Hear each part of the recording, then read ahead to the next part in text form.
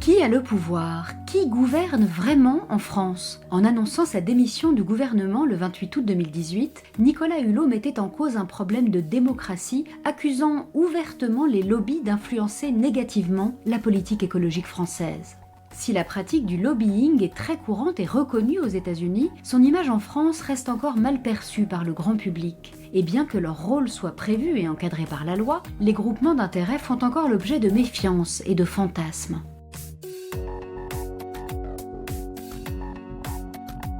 Bienvenue dans ce podcast de l'IHEST, l'Institut des hautes études par les sciences et la technologie. Nous vous proposons l'interview d'un spécialiste du lobbying en France, Guillaume Courty, professeur de sciences politiques à l'Université de Picardie-Jules Verne et chercheur au CURAP ESS. Dans le cadre du cycle national de formation 2025, il est venu présenter aux auditeurs et auditrices de l'IHEST cette zone grise où se croisent politique, économie et société civile. Un éclairage pour comprendre qui influence vraiment nos élus et quel est le cadre démocratique dans lequel cela s'organise. Bonjour Guillaume Courty. En France, le mot lobbying est encore un peu tabou et il souffre d'une mauvaise image. D'ailleurs, on préfère parler d'affaires publiques ou de plaidoyer. Pourquoi ce rejet sémantique et qu'est-ce qu'il révèle de notre rapport à la démocratie ? Alors le terme lobbying est assez récent dans la vie politique française et dans la vie des citoyens. C'est un terme qui n'est pas du tout utilisé avant les années 1990-2000 et quand il l'est, au départ, il est assez méconnu. Donc le temps d'apprentissage n'est pas un temps de rejet au début. Et puis une fois que ce terme est devenu d'usage plus courant, il a deux faces, une face positive quand il est utilisé pour désigner les personnes qui sont capables d'interagir avec le politique afin de le convaincre, et une face négative quand il signifie corruption. Et là, on est en effet en présence de ce qui nous vient des États-Unis, c'est-à-dire les deux faces du lobbying. D'où l'usage après, dans le début des années 2010, du terme affaires publiques et du terme plaidoyer pour renvoyer uniquement à la face, entre guillemets, positive.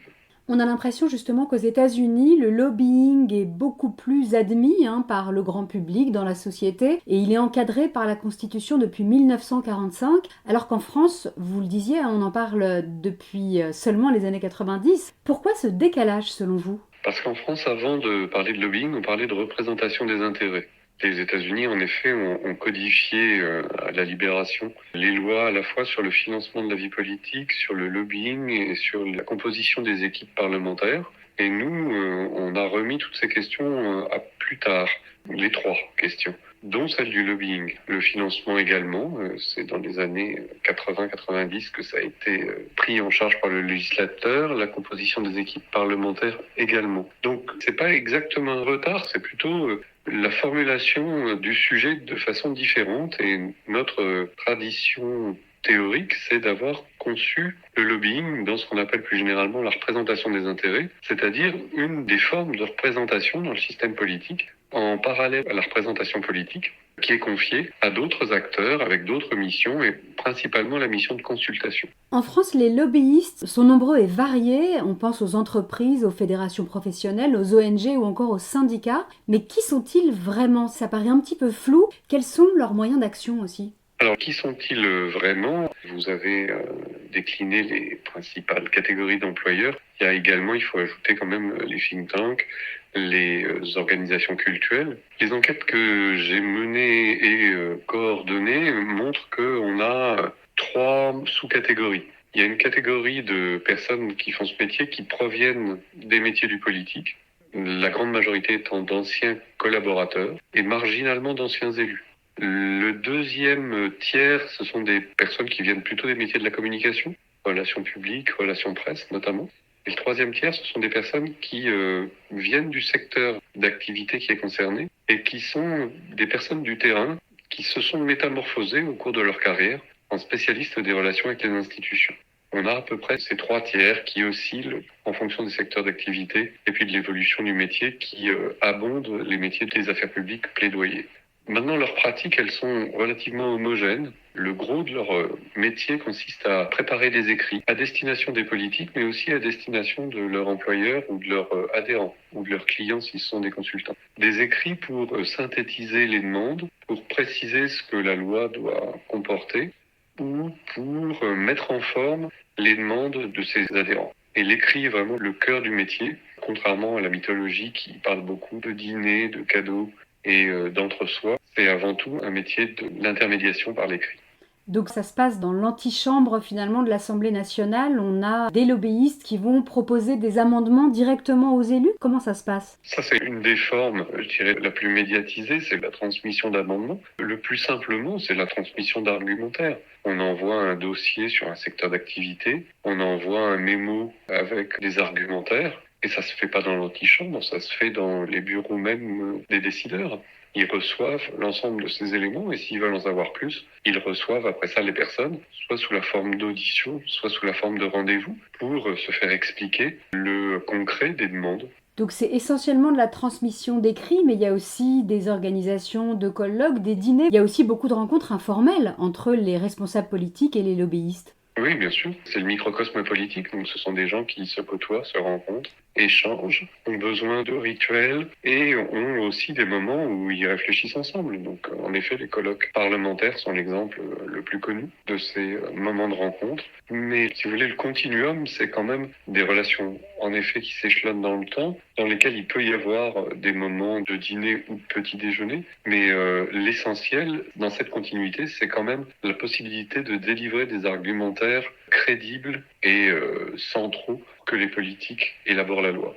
Et est-ce que ces pratiques-là peuvent représenter un risque pour la démocratie?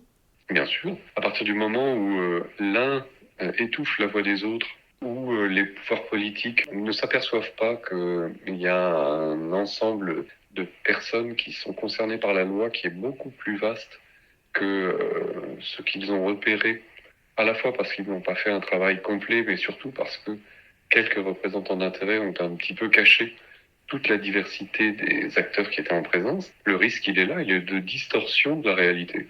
Depuis fin 2016, la France a décidé d'encadrer les activités de lobbying à travers la loi Sapin 2. Comment est-ce qu'il fonctionne, le système de régulation des lobbies en France? Alors c'est un système de régulation très soft, puisque c'est un mécanisme d'enregistrement sur un site qui est géré par la Haute Autorité pour la transparence et le pluralisme de la vie politique. C'est un régime donc déclaratif où les personnes qui interagissent 10 fois dans l'année avec un décideur ou dont c'est l'activité permanente ont à déclarer certaines mentions.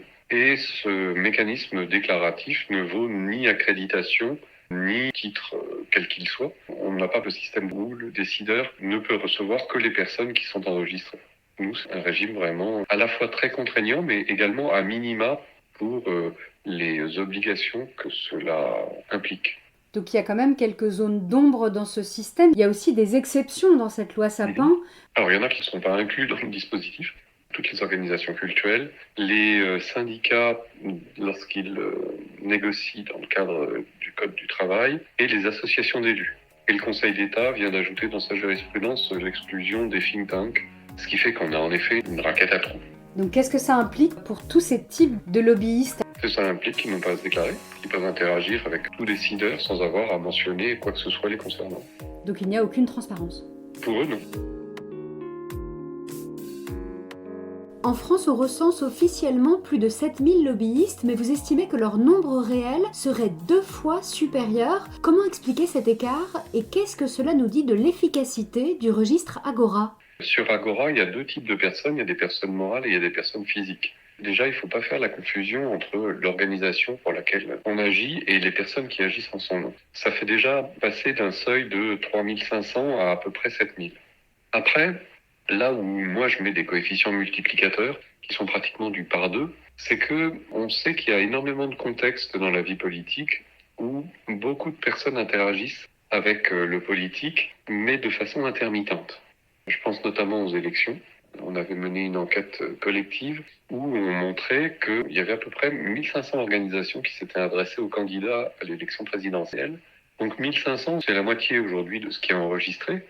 Mais sur ces 1500, il y en avait plus d'un tiers qui étaient totalement en dehors du radar institutionnel parce que ce sont des organisations qui n'interagissent soit pas 10 fois avec les décideurs, soit qui considèrent que elles sont en dehors du périmètre parce que pour certaines elles considèrent qu'elles représentent l'intérêt général, elles n'ont pas à le faire, ou alors qu'elles n'ont pas un personnel professionnalisé. Ce sont des amateurs. Donc si vous ajoutez les intermittents plus les amateurs, Vous avez un système qui est beaucoup plus important que ça. Et ce système, de toute façon, va croître parce qu'il est en cours d'enregistrement. Au niveau national, on a à peu près le tour de toutes les personnes qui interagissent. Mais au niveau des collectivités, le registre est encore assez récent. Et est-ce que ce système est régulièrement mis à jour? C'est un des défauts du système. C'est un système qui ne se régénère pas à chaque mandature ou à chaque nouvel exercice. C'est très différent là pour le coup du système américain qui repart à zéro à chaque fois qu'on change de mandature et même d'année. Là, nous, on a un stock et c'est un des défauts, c'est qu'on ne sait pas sur ce stock qui est réellement en activité tout le temps ou occasionnellement.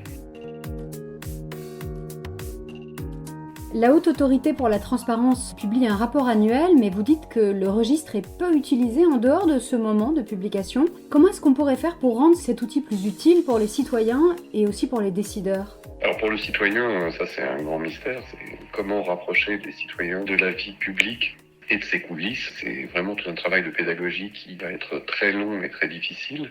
Pour les décideurs, le mécanisme il serait très simple, c'est de décréter que l'enregistrement vaut accréditation. C'est-à-dire que personne ne peut interagir avec quelqu'un qui n'est pas enregistré. Si on veut de la transparence, je suis favorable soit à cette accréditation, soit à un enregistrement qui soit symétrique. Parce que c'est un autre travers de cette loi et de ce registre, c'est que, imaginons un décideur qui reçoit 8 fois quelqu'un dans l'année à sa demande, même 15 fois, mais c'est lui qui est demandeur. Eh bien, la personne n'a pas à se déclarer.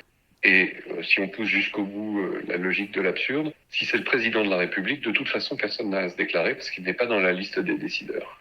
En France, le financement des campagnes par les personnes morales est interdit depuis 1991, mais pourtant vous évoquez des pratiques qui persistent, comme la fourniture de cartes, de péniches, l'organisation de meetings de soutien pour tel ou tel candidat. Comment expliquer cette persistance et comment faire pour que l'interdiction soit réellement efficace ? Alors là, on change d'institution de contrôle, on quitte la haute autorité pour aller vers la commission de vérification des comptes de campagne. Les faits que vous avez mentionnés sont des faits relevés par la commission des comptes, c'est pas des fictions.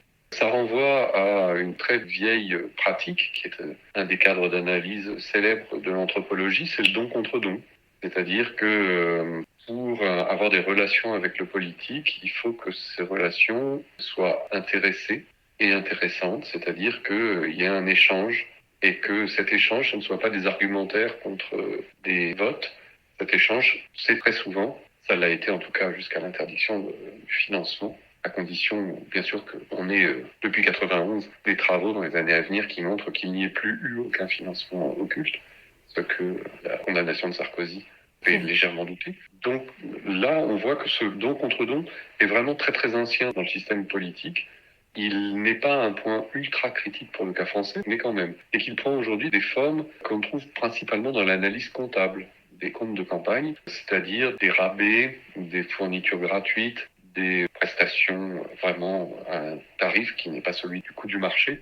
Aujourd'hui, on n'est plus dans la période des valises, on est plutôt dans une période de ces formes de don contre don. Et ça peut prendre des formes non marchandes. Il faut parfois réfléchir à ça. Si on en revient à la transmission d'amendements ou de lois clés en main aux parlementaires, ce qui est une pratique évidemment très courante des lobbies, comment distinguer l'apport légitime d'expertise qui peut être demandé par des élus de la capture d'intérêt ? Il y a une partie qui relève quand même logiquement du travail de l'élu. Il faut savoir que le travail politique et parlementaire est un travail spécialisé et les élus qui reçoivent des propositions d'amendement sont généralement parfaitement au courant des enjeux du texte dont ils sont les porteurs. Alors certains élus peuvent être ciblés pour des transmissions d'amendements alors qu'ils ne sont pas les porteurs premiers du texte, mais a priori le travail d'un élu c'est de faire le tri entre les différents amendements qu'il reçoit et d'envisager leur crédibilité. Quand un texte est en navette, tout le monde sait que les amendements portent généralement sur des dimensions assez techniques d'un texte et sur des enjeux économiques importants. L'élu sait à quoi ça correspond. Et il est capable d'identifier si c'est dans la fourchette de ce qu'il est possible de faire ou pas. Donc ça, c'est la partie du travail politique qui est à faire. Et dans cette logique, l'amendement n'est pas quelque chose de condamnable en tant que tel, puisque c'est en gros une demande d'application de la loi à la condition que ça convienne à la rentabilité de l'entreprise ou ça corresponde à la possibilité d'un acteur sur le terrain d'agir. La capture d'intérêt, c'est un petit peu différent, c'est de considérer que, d'abord, ça ne concerne que les milieux d'affaires, et que les milieux d'affaires se servent du politique pour rentabiliser leurs affaires. Et que donc, en gros, le politique est complètement interchangeable, et que l'économie a toujours le premier et le dernier mot. Alors, c'est là où cette thèse, elle est à la fois séduisante, mais elle est très très radicale, et elle fait justement un peu trop abstraction de la spécialisation des élus, qui logiquement est un des contre-feux à la possibilité de voir un amendement qui proposerait n'importe quoi de passer. Le revolving door, la circulation des élites entre secteur public et privé, est un sujet brûlant. Il y a eu récemment, par exemple, le cas d'un ancien défenseur des intérêts viticoles, devenu conseiller agricole à l'Élysée. Comment encadrer ces conflits d'intérêts sans brider la mobilité professionnelle ? Le système le plus fréquemment en place, c'est un système d'autorisation préalable avec des temps de latence. Pour ce qui est du départ du public vers le privé, le système est en place de façon assez classique en France. Ça s'est appelé le pantouflage. Et la commission qui est saisie rend des avis. Aujourd'hui, ça renvoie encore une fois à la haute autorité d'effectuer ce travail. En revanche, le retour du privé dans le public est plus balbutiant, même si le système est en place. Déjà parce que quand on a autant de changements de gouvernement que ce qu'on a connu, ça fait un volume important de cas à examiner. Et ensuite, parce que le phénomène s'accélère indépendamment de notre crise politique actuelle, le phénomène s'accélère même quand on a stabilité d'un exécutif. Les membres des cabinets tournent, le style de vie impliqué par la vie en cabinet est assez éreintant. Et donc, ce phénomène nécessite, vous voyez, un guichet devant lequel on va expliquer là où on souhaite aller. Et dès que c'est dans le secteur d'activité dont on avait la tutelle, ou dès que c'est le portefeuille de compétences qui concerne l'emploi, là, il y a une alerte. Et je trouve, mais là c'est mon avis personnel, que actuellement les décisions sont très souvent des décisions de oui mais et pas de demande de latence supplémentaire, c'est-à-dire des décisions de refus. Et on pourrait prendre un petit peu plus de décisions de latence, c'est-à-dire de dire oui vous pourrez aller dans ce secteur du privé qui est celui que vous veniez de gérer, mais vous allez attendre un an. Et puis après ça il n'y aura pas de souci. Mais à l'inverse, s'il y a en effet quelqu'un qui était très actif dans le privé et qui arrive dans le public, comment être sûr qu'il ne va pas représenter les intérêts du secteur dont il est issu ? Ça serait la même règle, c'est-à-dire de lui dire rien ne vous empêche de revenir dans le politique, mais pourquoi uniquement vous occuper des questions agricoles ? Alors, il vous répondra qu'il est spécialiste de ça. Ok, dans ce cas-là, alors il y a des règles d'aménagement qui sont prévues, comme quoi il ne doit pas se soucier des questions viticoles ou autres, mais on pourrait peut-être là aussi trouver d'autres protocoles d'accompagnement. Les milieux économiques représentent 88% des organisations enregistrées contre 12% seulement pour les ONG et les syndicats. Comment expliquer ce déséquilibre et est-ce qu'on peut y remédier ? C'est à la fois la focalisation des pouvoirs publics sur les questions économiques, avec un domaine de la loi qui est vraiment omniprésent sur tout ce qui concerne l'économie, les entreprises, le travail. Et c'est également le résultat d'une conception politique dominante qui est que le social n'a plus la priorité dans les politiques publiques. C'est vraiment une conception qu'on appelle néolibérale, c'est-à-dire de concevoir que par exemple tout ce qui relève des protections sociales aujourd'hui c'est un peu un luxe très très dispendieux que l'État continue à entretenir et tout ça hiérarchise les enjeux, fait prioriser l'économie sur les autres dossiers et discrédite les acteurs qui interviennent au nom de populations en difficulté, discrédite également toutes les thématiques autour du débat sur les inégalités, qui est aujourd'hui dévalorisé dans ce système politique. Voilà, c'est ce qui, pour l'instant, explique ce ratio très bas. Ce qu'on ne sait pas, et on ne saura jamais, c'est d'où on partait avant, puisque ce ratio n'existe que depuis la loi Sapin 2 et le registre, c'est-à-dire depuis 2017. Et comme c'est synchrone avec l'élection d'Emmanuel Macron, c'est difficile de savoir si on a complètement changé de monde politique ou pas. Les lobbies sont encore plus présents à Bruxelles, qu'on présente comme la capitale du lobbying en Europe. Est-ce là que se joue vraiment l'influence des groupements d'intérêt en Europe, plus que dans les États membres ? Là, c'est aussi une part de la mythologie. Ça a été un coup de force déclaratif de Jacques Delors quand il a relancé l'Union européenne que d'avoir cette phrase qui est devenue quelque chose de repris, coupé-collé dans le monde entier sur le fait qu'il y avait 18 000 lobbyistes à Bruxelles. C'est une phrase de 1992. On est 15 ans avant la loi Sapin et le terme lobbying était pratiquement pas utilisé en France. Donc le combat de l'époque, c'était Bruxelles contre Washington et concrètement l'Union européenne contre les États-Unis pour montrer que l'ancien marché commun était devenu une puissance économique de taille mondiale. À Bruxelles, le premier registre écrit, imprimé, date de la première commission européenne. La commission avait besoin d'interlocuteurs pour fabriquer ces normes et elle a largement aidé à les composer, ces organisations européennes, parce que si vous voulez réguler les marchés et qu'il n'y a aucun opérateur de ces marchés qui interagit avec vous, vous n'arriverez jamais à réguler un marché. Donc l'histoire est très très différente, mais elle est très focalisée au départ sur les milieux d'affaires. Et ce qui est très surprenant, c'est que le microcosme bruxellois aujourd'hui est largement beaucoup plus ouvert aux ONG que Paris, mais les acteurs qui gravitent entre les deux montrent que ce sont deux systèmes où il y a une densité d'acteurs en présence qui est aussi intéressante et aussi impressionnante, mais les pratiques ne sont pas totalement les mêmes, et ce qui est central en tout cas à Bruxelles, c'est que c'est officiel comme mode de travail depuis le début. Et est-ce qu'il y a moins de trous dans la raquette à Bruxelles qu'en France ? Oui, beaucoup moins. Le registre est ouvert aux ONG, aux syndicats, aux think tanks, aux cultes. Et donc, on a des déclaratifs qui sont accrédités. C'est-à-dire que si vous n'êtes pas enregistré, vous n'interagirez pas. Pour terminer, comment est-ce qu'on pourrait mieux réguler l'influence des lobbies à l'avenir en France ? Vous plaidez pour une liste claire de pratiques interdites, on en a un petit peu parlé. Quelles seraient selon vous les priorités à encadrer aujourd'hui ? Il y a à la fois la réflexion sur les pratiques, c'est-à-dire qu'est-ce qu'on laisse comme monopole aux décideurs, qu'est-ce qu'on confie aux représentants d'intérêt comme mission, parce qu'ils ont des missions importantes et historiquement par exemple, l'invention de la statistique nationale et de la perspective économique, c'est-à-dire ce qu'on appelait le plan, qui est aujourd'hui un mot un peu désuet, la planification, reposait sur des chiffres qui étaient transmis par les organisations professionnelles. C'était une de leurs missions. Alors, cette mission, elle est assez fondamentale. Si on veut avoir vraiment une vision claire de ce que sont les marchés, il faut que ces chiffres soient toujours garantis, certifiés et sans possibilité de trituration. Et pour ça, il faut vraiment arrêter de démanteler les agences de l'État, arrêter de baisser les moyens pour que ces missions restent. Il y avait énormément d'autres missions réglementaires qui étaient confiées à ces organismes entre la Libération et les années 70, mais ce sont des missions qu'on a largement démantelées en modifiant la politique économique, et en créant des agences de régulation des marchés, en supprimant par exemple aussi ce qu'on appelait les conseils supérieurs dans les ministères. Donc là, il y a à reclarifier le périmètre de leur activité et à leur redonner ou non des missions officielles. Et si on ne leur donne pas ces missions, il faut les confier à d'autres. Après, on peut réfléchir aux carrières, aux incompatibilités. On pourrait décréter qu'il y a incompatibilité. Par exemple, ça fait que très peu de temps qu'il y a incompatibilité entre un mandat dans une chambre de commerce et un mandat de parlementaire. Mais on pourrait en décliner d'autres. Des incompatibilités soit en synchronie, soit en diachronie. Qu'on ne puisse pas, dans les 2 ans qui suivent un mandat parlementaire, exercer une fonction de représentant d'intérêt pour une entreprise ou autre. Ça fait partie de ce qu'il serait possible déjà de commencer à débattre. Merci beaucoup Guillaume Courty d'avoir répondu à nos questions.